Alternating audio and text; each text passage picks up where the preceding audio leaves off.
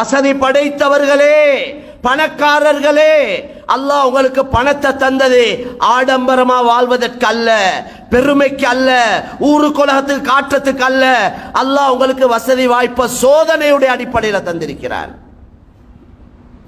எனவே உங்களோட தேவைகளை பூர்த்தி செய்து கொண்டு மேலதிகமான பணங்களை தேடி தேடி தகுதியானவங்களுக்கு ஒப்படைங்க. அதனால ஜக்காத்தையும் முறையா கொடுங்க. பள்ளிவாசல் மூலமா கொடுக்க பாருங்க.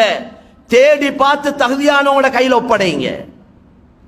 சும்மா 2000, 5000, 10,000 கொடுத்து மிஸ்கீன்கள் கூட போறாங்களே ஒழிய ஜக்காத்துடைய கடமை நிறைவேறாது.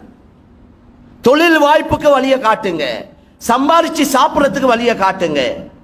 உண்மையிலே ஒவ்வொருத்தருக்கும் ஒவ்வொரு பள்ளிவாசலால யோசிச்சா நிறைய வேலை செய்யலும்.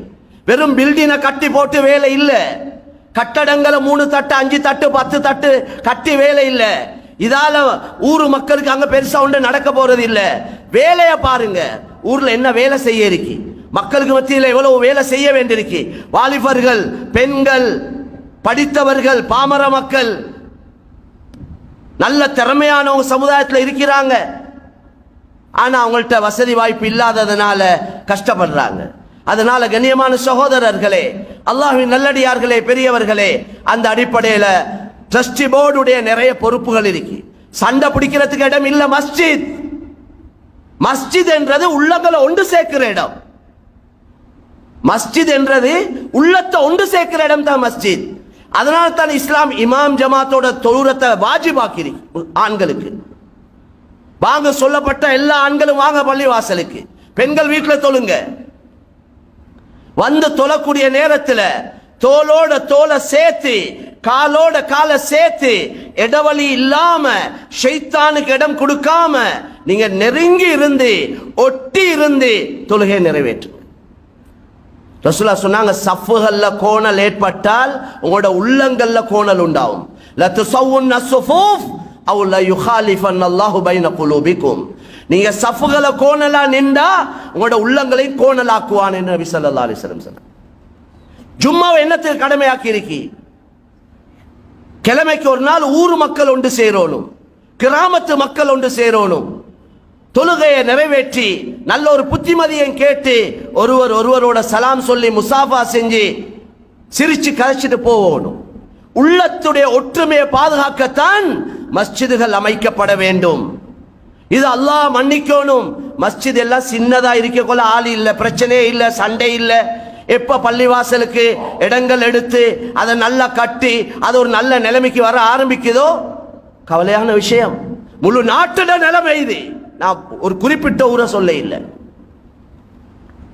அதனால மேலான கண்ணியமான சகோதரர்களே, பொறுப்புகளில் இருக்கக்கூடியவங்க நல்ல யோசனையோட செயல்பட வேண்டிய காலம்.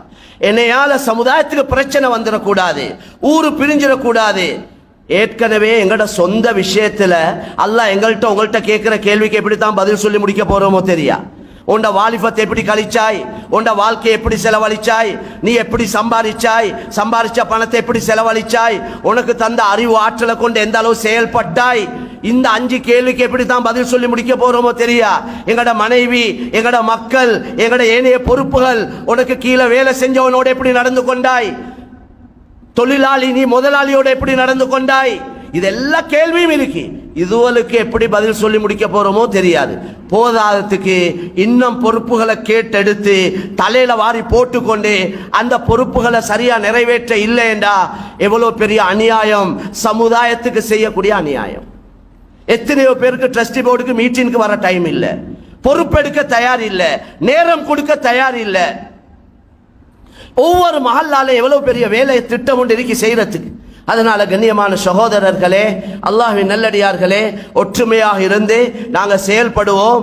மஸ்ஜிதுகளை பாதுகாப்போம். மஹல்லா வாசிகளுக்கு மத்தியில் செய்ய வேண்டிய உழைப்புகளை செய்வோம்.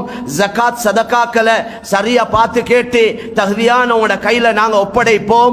கண்ணியமான சோழர்களே, ஜகாத்துகளை இப்பே கணக்க பார்க்க ஆரம்பிங்க. வருஷம் ரமலான்ல கொடுக்கிறவங்க, அதுக்கு முந்தி கொடுக்கிறவங்க இருப்பீங்க.